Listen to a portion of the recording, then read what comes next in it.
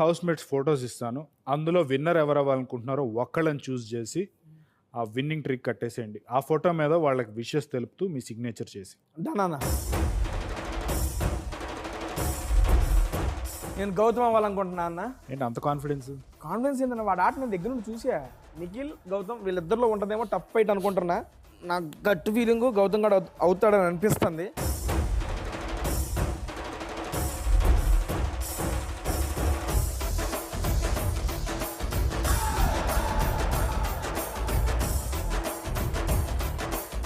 కప్పుతో రారా అని చెప్పి రాశానన్న.